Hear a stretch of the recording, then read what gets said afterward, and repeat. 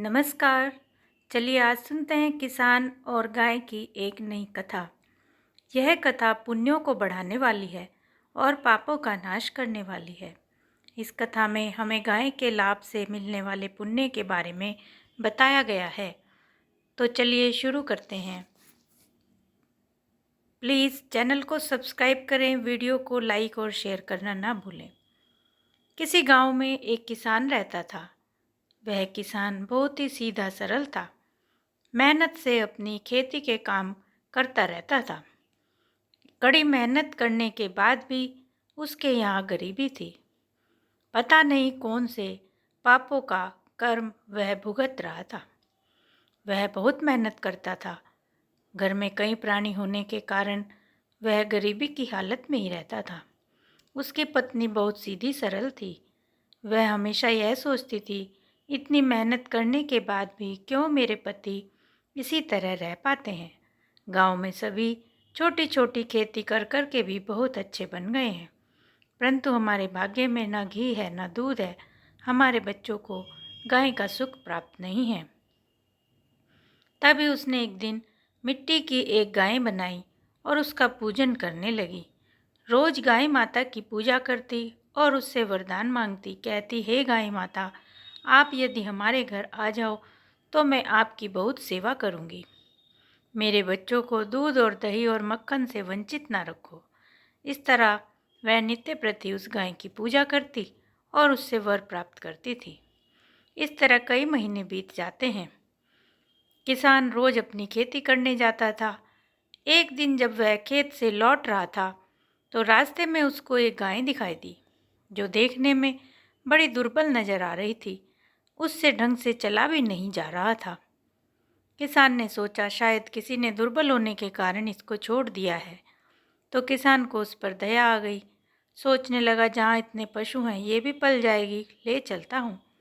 धीरे धीरे चलाकर वह उसको अपने घर ले आता है।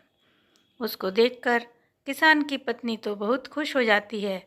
वह समझती है साक्षात माता ने उसकी बात मान ली और वह गाय माता उनके घर आ गई है। वह गाय की खूब सेवा करने लगी। गाय को नहलाया धुलाया, उसको हरा चारा खिलाया और निरंतर उसकी सेवा करती। यह देखते देखते गाय बहुत ही अच्छी हो गई। हष्ट पुष्ट हो जाने के बाद उसने बछिया को जन्म दिया। इसके बाद तो उनके यहाँ घी दूध दही सभी प्राप्त होने लगा। बच्चे भी बहुत खुश हो गए, क्योंकि उनको तो अभी घी दूध मिलना शुरू हुआ था। उनका घर खुशहाली से भर जाता है। गाय माता की सेवा करते करते अपने बच्चों का पालन पोषण करने लगी। तभी उस गाय के द्वारा कई बछियाएँ हो जाती हैं, जिससे कि उनके घर में दूध घी बढ़ जाता है और अब वह दूध और घी को बेचने भी लगे थे। इससे उनकी आर्थिक स्थिति भी सुधरने लगी थी। किसान भी बहुत खुश था कि अब वह पहले की तरह नहीं रहे थे। धीरे धीरे उनके घर में खुशहाली आ गई थी। तभी एक दिन जब वह गाय चरने जाती है तो वह लौटकर घर नहीं आती है। वह कहीं जंगल में ही इधर उधर भटक जाती है।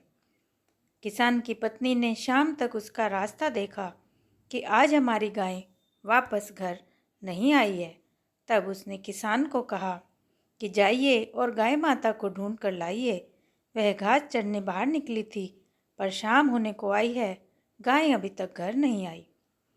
किसान ने उसकी बात सुनी और आई गई कर दी। 2-3 बार कहने के बाद भी किसान बाहर ढूंढने उसको नहीं जा रहा था। तब उसकी पत्नी ने कहा कि आप मेरी बात सुन क्यों नहीं रहे हैं, जाइए और गाय माता को ढूंढ कर लाइए। तब किसान ने कहा, अरे आती है तो आ जाएगी, नहीं आती तो कोई बात नहीं।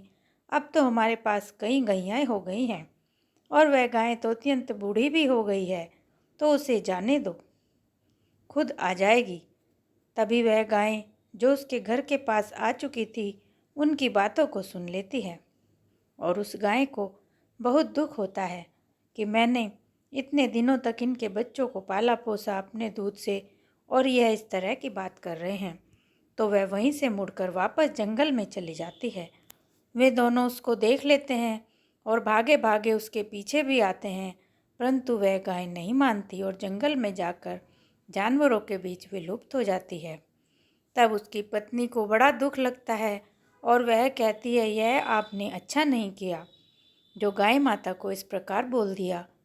गाय के आने से ही हमारे घर में खुशहाली हुई थी, हमारे पुण्यों में वृद्धि हुई थी, और आपने इस तरह से कहकर उनको नाराज कर दिया।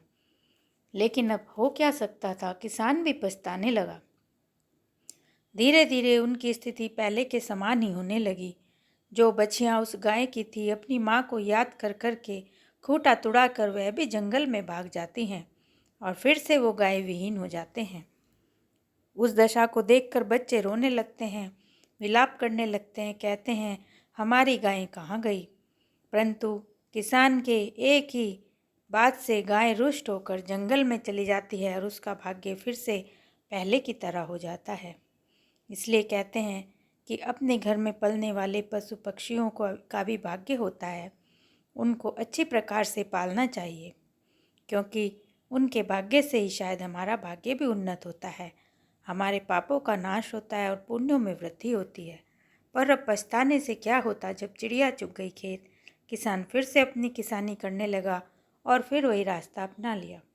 तो ये थी हमारी आज की कथा। आशा करती हूँ आपको बहुत अच्छी लगी होगी। तो थैंक यू।